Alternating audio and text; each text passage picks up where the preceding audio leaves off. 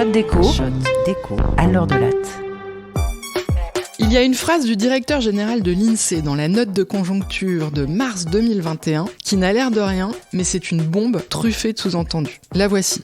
Dans l'attente d'une éventuelle évolution du cadre juridique, l'INSEE n'est pas fermé à contribuer financièrement à l'exploitation statistique réalisée en partenariat, sauf lorsqu'il s'agit de mettre à notre disposition des données déjà existantes au bon format. La plupart de nos partenaires ont compris cette position. Traduction, que les boîtes privées qui ont essayé de me faire payer pendant la crise aillent bien se faire cuire un œuf au Kazakhstan, je ne vous passerai pas un copec d'argent public pour des données brutes que vous collectez déjà.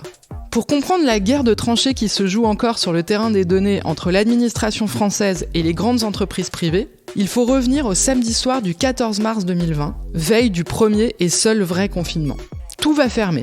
Les entreprises, les commerces et les Français vont rester cloîtrés chez eux. Le directeur de l'INSEE comprend qu'il aura besoin de données instantanées de comptabilité nationale pour diagnostiquer ce qui va se passer, ce qui se passe, et pour que Bercy décide des politiques publiques de réaction à la crise.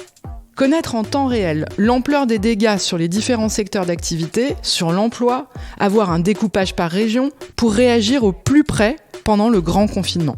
Or, la note de conjoncture de l'INSEE qui fournit une prévision de l'activité pour les 6 mois à venir et qui est THE référence pour Bercy, se base sur des enquêtes faites avant le confinement. Donc non seulement cette note prévue pour le 26 mars 2020 peut être jetée à la poubelle, mais l'outil d'enquête traditionnel ne peut même plus être mobilisé pendant le confinement. Les enquêteurs ne peuvent plus se déplacer physiquement dans les foyers confinés et les entreprises fermées, et surtout, on a besoin de données instantanées pour saisir vite l'évolution des principaux agrégats économiques et aider à piloter les politiques économiques au plus près. On est samedi soir et le directeur de l'INSEE pense qu'il va avoir besoin de données à haute fréquence. C'est-à-dire des données de carte bancaire et des données de caisse de grande surface pour suivre la consommation des ménages au jour le jour. Des données sur le fret ferroviaire et consommation d'électricité des entreprises pour approximer leur production branche par branche. Des données par exemple de recherche de mots-clés dans Google comme allocation chômage pour avoir une idée de l'état de l'emploi en temps réel.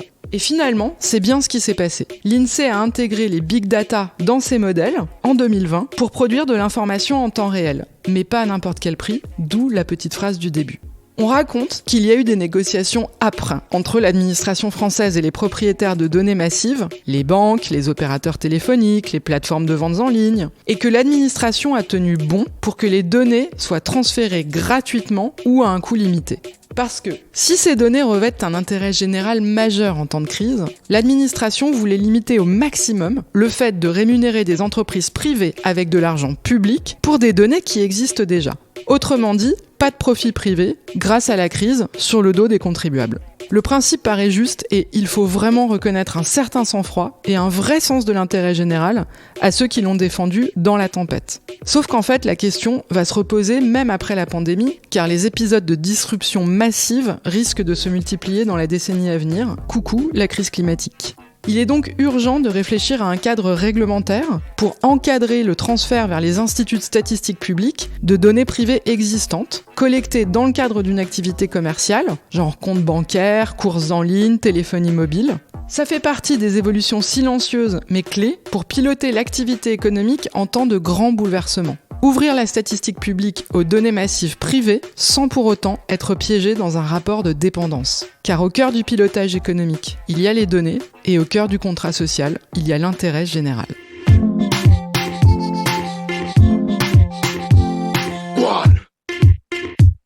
C'était un podcast de l'université Paris-Dauphine, PSL.